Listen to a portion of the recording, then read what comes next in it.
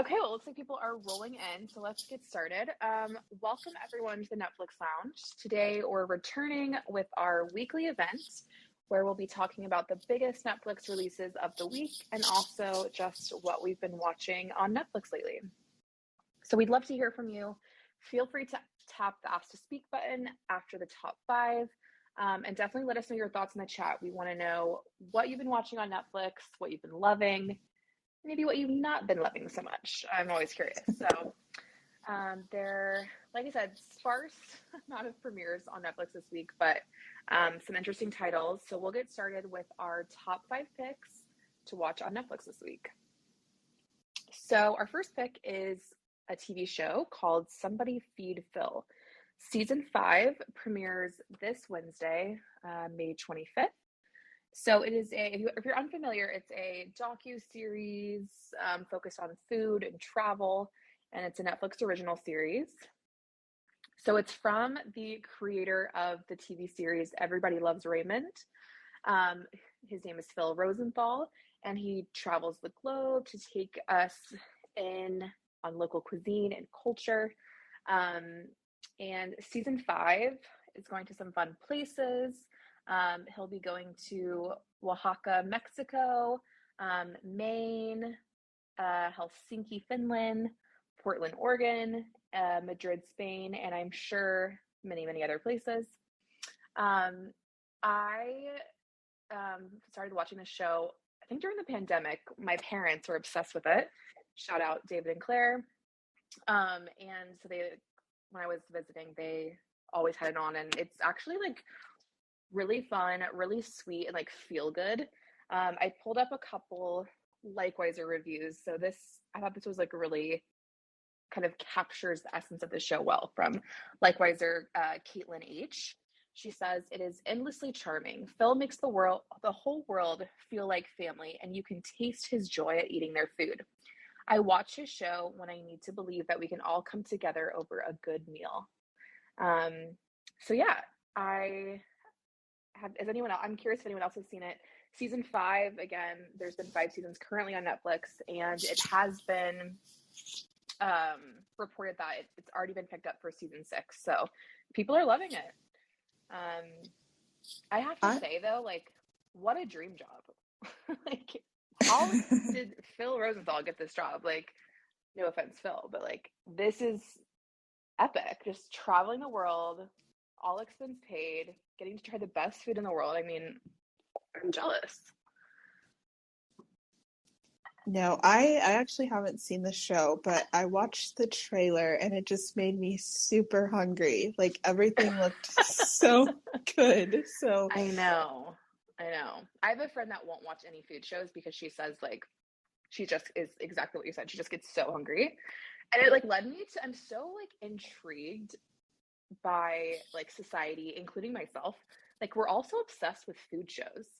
And I'm like, yeah, it's just so interesting because you obviously like can't experience the food yourself.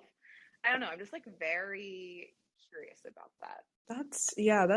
that is interesting. I feel like if anything, it would just make me mad because I would want it and you can't. Do you not watch like Top Chef or I don't know, there's like No.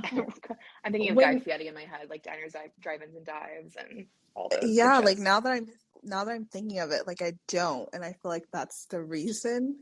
But I also like, that's so interesting. I don't like to cook, so like probably seeing like all these like people like cooking and stuff is just that makes sense. If you're not into cooking yourself, that makes sense. I feel like, but I like to eat. Just so true. Like, we all eat. We all do it. Putting in the work. Exactly. That's really funny. I would like, when I was thinking about that question, I was like, okay, well, obviously, like, food is very much also about like people and cultures and like the chefs themselves. Like, I love Chef's Table on Netflix. I think it's so interesting. So it's like we all eat and we all cook, and like it makes sense. It's something we all share in common, but it's also an interesting deep dive into people and culture. So I guess that's kind of like the best of both worlds for Somebody Feed Phil, because he goes to really cool areas throughout the globe. But I guess I suggest like maybe cooking dinner and then like sitting down to watch like while you're eating or like after you ate, so you're not like just salivating and starving while you Yeah, watch. I definitely think that's a good idea because I think I would just be like trying to snack the whole time. I think it would be best to like 100%. Someone should do like some kind of psychological study. I'm curious if like snacking skyrockets while you're watching these kind of shows. I'm fascinated. Okay, we'll move on. Somebody Feed Phil season 5 drops this Wednesday. And Rihanna, hit us with the big one, number 2. the big one. I feel like we need like this a drum roll or something. I'm doing it in Seriously? my Okay, thank you. So our next pick, if you haven't guessed already, is Stranger Things. Season 4, Part 1 is streaming this Friday, the 27th. So it's, oh my gosh, it's been so long. 3 years in July. I think July 4th, like it came out that weekend in 2019.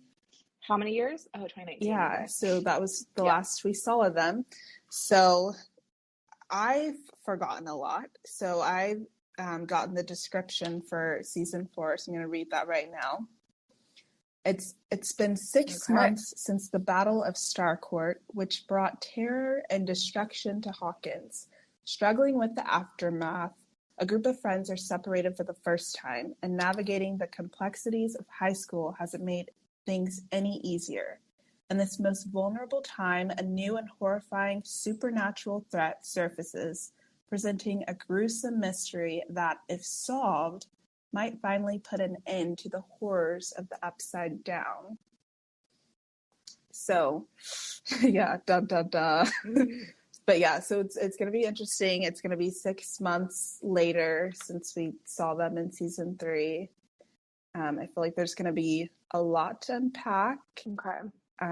If I'm sure everybody's seen the trailer. There's like a 3-minute trailer out, and they actually released the first 8 minutes of the first episode for season 4 is out now on their YouTube that you can actually go and watch. I saw that. I was, and it made me like think. Did you watch it? I didn't because like I'd rather just wait. I feel because knowing that's how I feel. Yeah, I feel like it's probably gonna end. Like I haven't seen it, but if somebody has, go ahead and chime the chat. Like I'm sure it probably ended at like a spot where you're like, no, like I need more, and that would just just make me mad. But I did think it was interesting that they did that. I did see a clip. It was like a 60-second clip of 11, and like we find out like she doesn't have her powers anymore, which is not a spoiler because that was also in the trailer. So like something is weird is happening with that. But yeah, this season looks a lot more like even more darker and like action packed. So I'm excited. Like I'm finally starting to get excited because at first, like it had been so long, and I feel like there was so much that like I had forgotten. Yeah.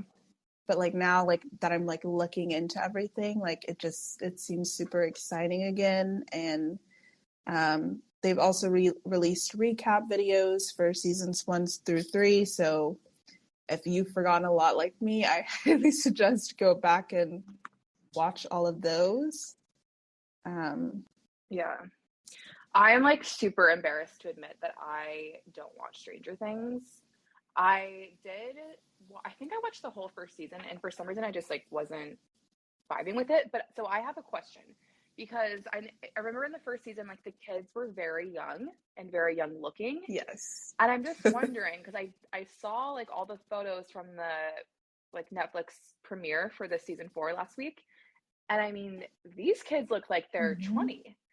And I'm just yeah, they're not babies how anymore. How does that work? Like, I know you said season 4 is 6 months after season 3. Like, how is this working? Has there been time jumps throughout like season to season? I just like don't know. Or do you just kind of just suspend your disbelief and like, okay, like just it's still like from watching the trailer, like it still looks believable. Like they're definitely not like baby looking like they did like in season 1. but you still believe like that they're high school, like if you go and look. And I think a lot of that has, Oh, so they're high school in the show. I was thinking they were like elementary, middle school, like in season 1, but they that makes sense. probably, yeah, they probably were like middle school. Like I don't even remember. Like season 1, I think that came Right. out 2016 is when it premiered. Yeah, so long ago. Okay, that makes sense. I can pass them off as high schoolers for sure. Yeah. Okay. So yeah, like I wouldn't let, like if that was something that was like preventing you from watching the show, like I mean, but I do know it's like not everyone's cup of tea. Like I was shocked when my sister finally started watching I it. think it is most people's cup of tea though. I feel like everyone loves this show. And I kind of feel left out. Well, I mean, now's the perfect time to go back and watch. I know. And I love what is really nice is that part 2 is coming out really soon too, right? So no one has to wait forever. Yes. Yeah, exactly. So the first 7 episodes of part 1 come out this Friday, and then the last 2 episodes come out on July 1st.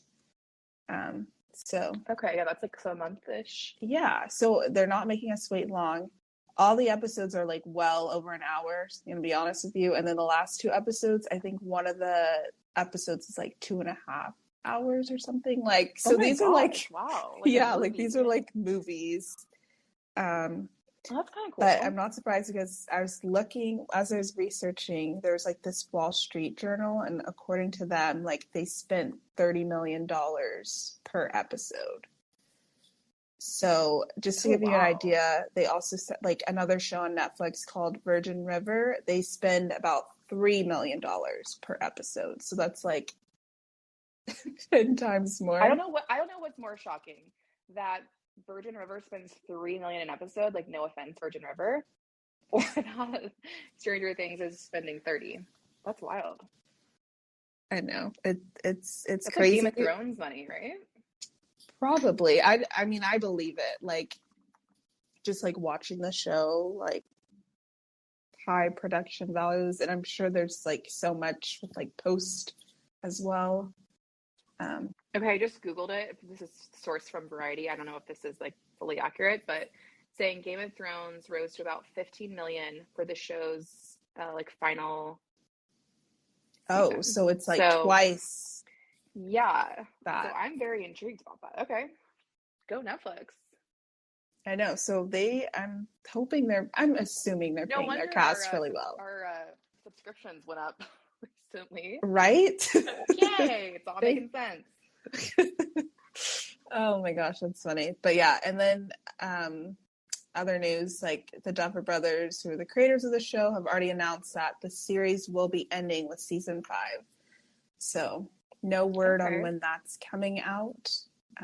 But I wonder how fans feel about that. I feel like I like when a show ends on top. The writers get it. We don't need to drag it out for 20 seasons.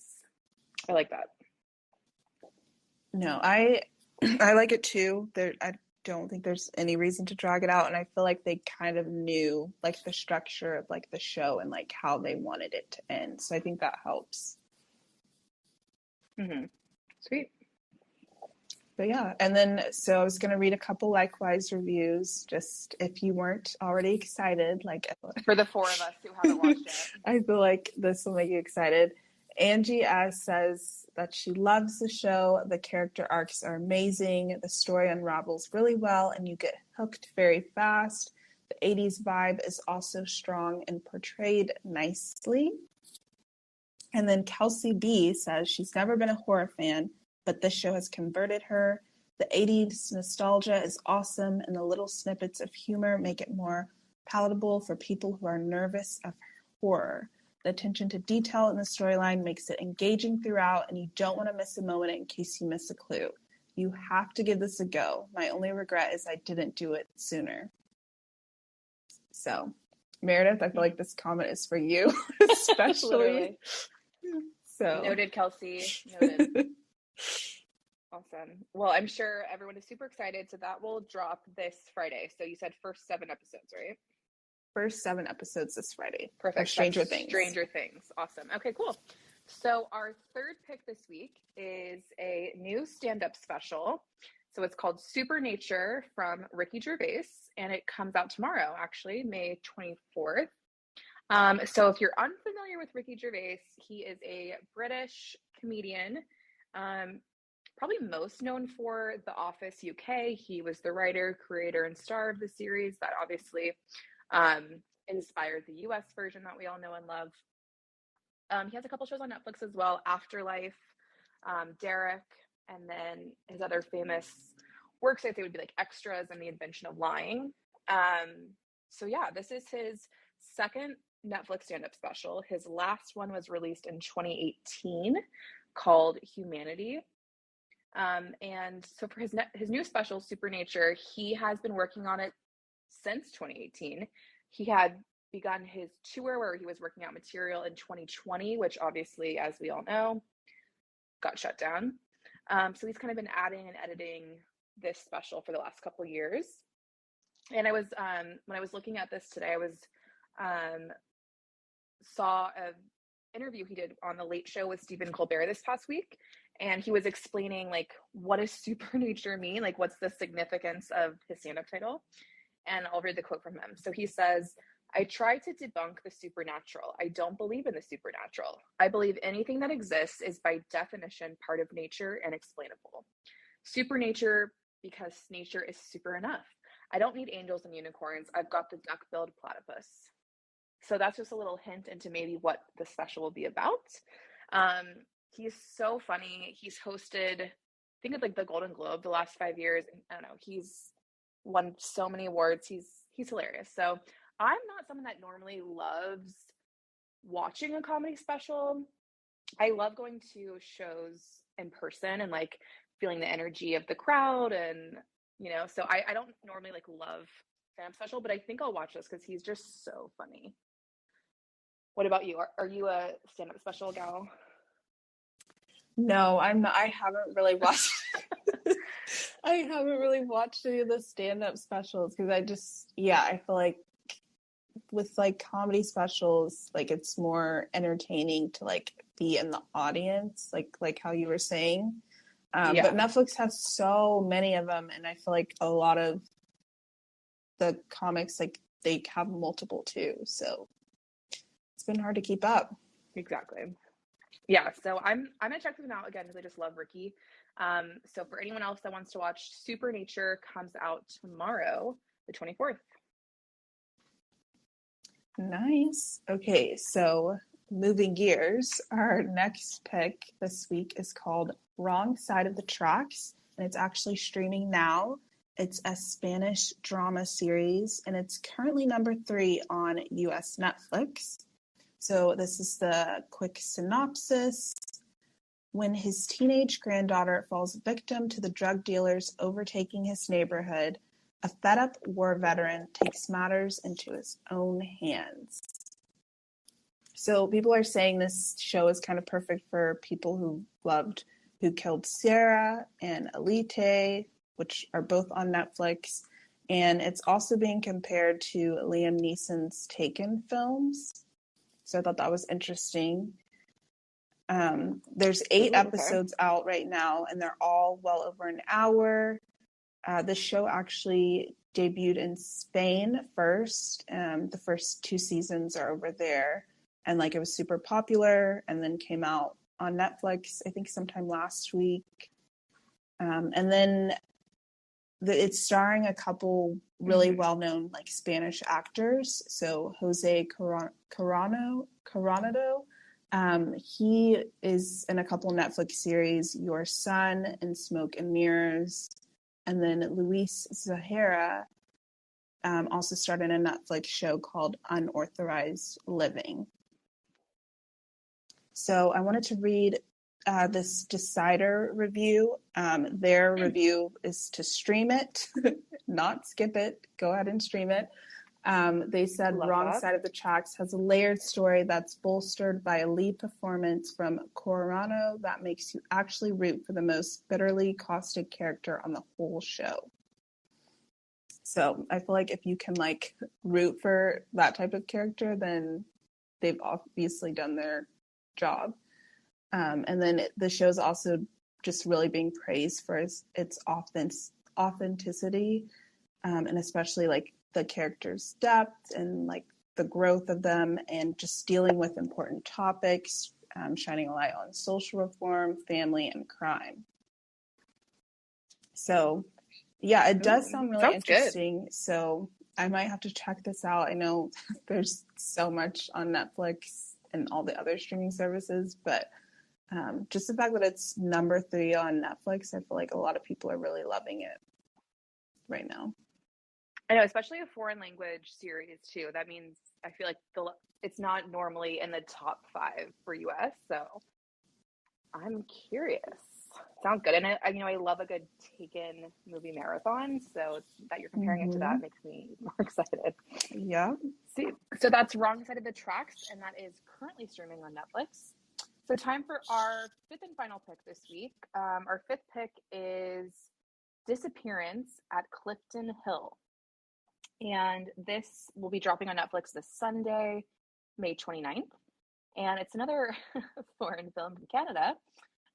It's a mystery, thriller, drama. It came out in 2019, so a couple years ago.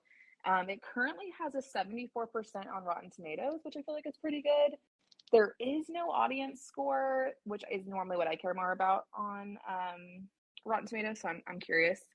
But I'll read the synopsis. So it's tormented by a disturbing childhood memory, a young woman returns to her hometown of Niagara Falls and uncovers the grim details of a boy's abduction.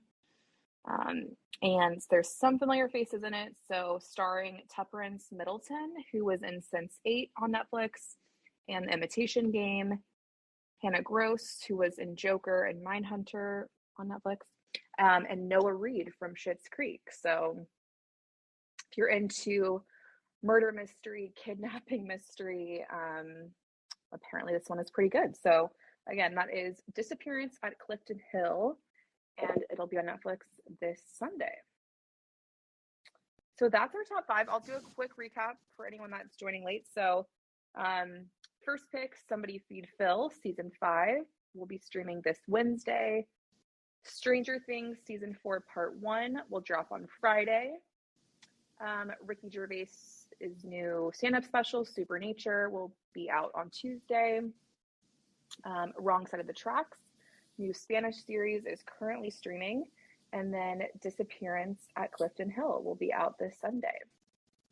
So there's been some fun comments in the chat. Someone just said, I love Two Howie's Silo series. I see that Wool, the first book, is currently filming as a TV series. Do we know it's going to Netflix? So it's actually, I was just reading, it's going to Apple TV Plus, which I just feel like they have been absolutely killing it lately. Yeah, so know it's going to be good. Literally. And I'm actually so glad that you commented this, because it's been on my bookshelf for maybe like 8 or 10 years, and I have not read it yet. Oh my gosh. So maybe I should do that. I'm going to add that to my saves. So appreciate you, Bob. Thank you for dropping that in the comments. And then one that really caught my eye is, let me find it. Judy asked if we've heard anything about Netflix going to do commercials, which I haven't, and I really hope they don't. I feel like we're already spending so much money, and they keep jacking up the price. And I wouldn't be surprised. So I would be annoyed about that. Yeah, I wouldn't be surprised, because I feel like there are a couple other streaming services that already do that. Like, you have to pay more to not have commercials. Exactly. And unfortunately, I will. So I'd rather not. Yeah. I also saw a comment. Somebody was asking about Dead to Me, season 3. I can't find it, but yeah, Mackenzie. I looked it up, and they're saying sometime in the fall. So. Oh, perfect. And this will be the last season. I remember seeing that. Yes. And they announced season 3 coming back. Yes, it's been so long since we've had a new season of Dead to Me. I love that show. I always forget about it. I know. Because when was the last, was it a couple years ago, or it had to be at least 2 years ago. Pre-pandemic, yeah. Yeah. Season 2. Okay, it was 2019. I feel like. Oh, wow, yeah. 2020. It's saying, okay, the first season came out 2019, second season 2020. Wow, I would have like bet money that came out like 2017, 2018. That's crazy. Time isn't real. Literally, yeah, what? Okay. Yeah, okay, that makes me excited. I'll definitely do a rewatch in the fall then, right before, because it's been in my mind forever. So, sweet. Well, let us know in the comments what you all have been watching on Netflix this past week. Like, there's been a lot of good stuff out lately. I know I'm behind on my Netflix watch list, but I did get to some this week. I watched the new Love on the Spectrum series, the US version. I'm almost done. I think I have like an episode or two left. There's only 7 episodes, so it's a quick little feel-good watch if anyone's interested. But I thought it was really good. If you're a fan of the Australian version, you'll definitely like the US. I feel like it was the same producers and interviewers as the Australian show, which is good. And it's just, I don't know, it's so feel-good and it's funny and joyful, and you're just really rooting for everyone. So I definitely recommend if you need a little pick-me-up or something fun to watch.